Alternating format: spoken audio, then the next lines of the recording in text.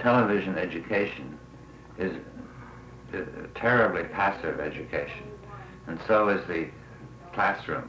People just sit and soak things up and never get a chance to do anything. And one of the reasons for having this place is that people can get the experiences of the light and the sound and the touch and the manipulation, and finally get back into a three-dimensional neurophysiological world. Yes, it started when I went in 1965.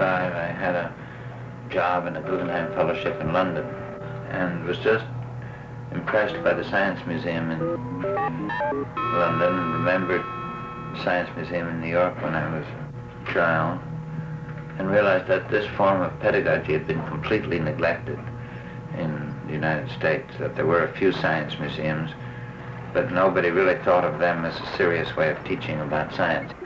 Most towns in America don't have a science museum.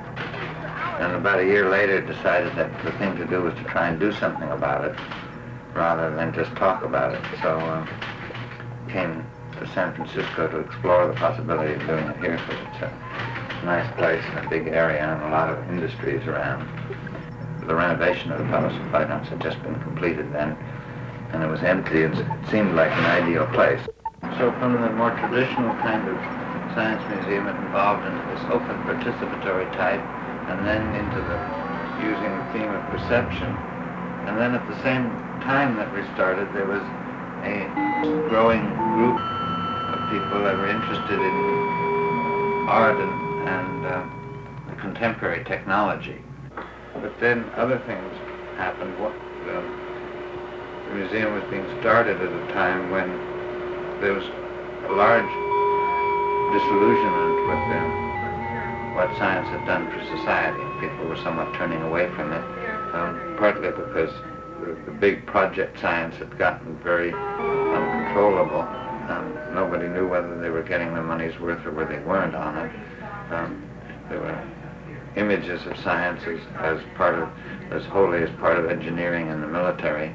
And in order to make the study of nature, which is what science is, a more attractive and valuable thing to people, it seemed worth doing it from the point of view of perception. It's a fascinating field in itself. People are interested in it. It involves many complex kinds of processes, and then it provides a vehicle from which one can branch out either into the tools that people have invented to extend their sensitivity, or into the physics and biology and chemistry and psychology that lie behind perception. So we're starting with this. It seemed a good framework for a science museum. Artists have always been involved with technology, and one of their roles has been to make natural phenomena, whether it's a face or a tree or a stream or an ocean, to make people more aware of this and more aware of the forms and shapes as the artist sees it. And so this was also evolved in the development of the place, that many of the things here were done by artists. Other museums have artists on their staff to help design exhibits, and this means that one uses the aesthetic judgments of the artist in developing an exhibit. But that isn't art. So the things that we have here are really works that the artist created as artworks, but they're all about some natural phenomena, whether it's on polarization or on lights or on sound or mixtures of these things.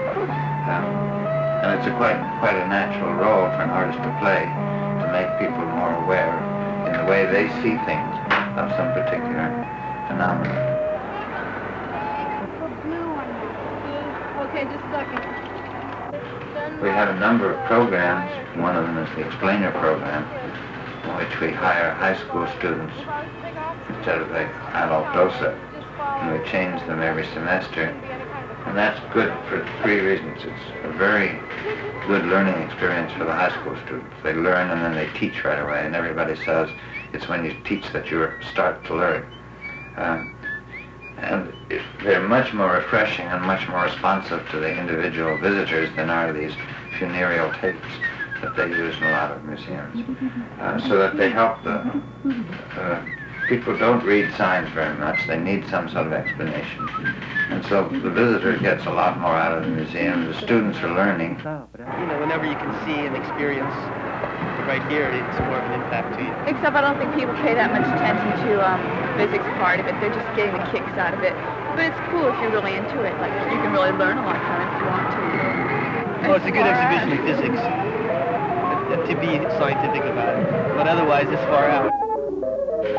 And also because we get the students from schools all over the city in all kinds of areas.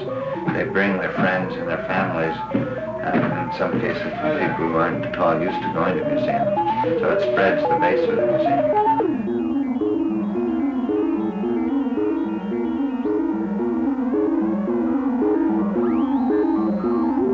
There are many things that you can learn by doing it yourself and taking it beyond the limits at which it works. And you cannot learn just by watching something behave the way it's supposed to do.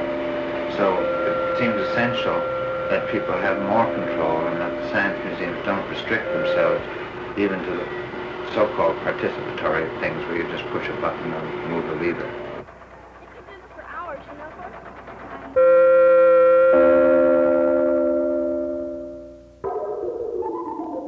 It is not a typical museum at all, and it's, I think, far, far superior because children walking around can relate to these various concepts, at least at their level.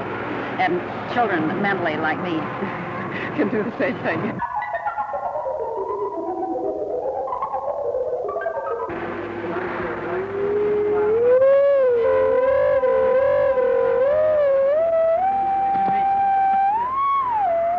Talk with each other about it, which is another thing you can't do. They can repeat it. The television programs are just non-stoppable. They go through and they're gone. And here you can do it as many times. You can bring your friends back. So it's a much more experiential type of education. The exhibits that we have here will eventually be a multiply interconnected group of exhibits, out of which one can pick a variety of chains, both for the visitor and for more analytical material in the shape of courses and television programs.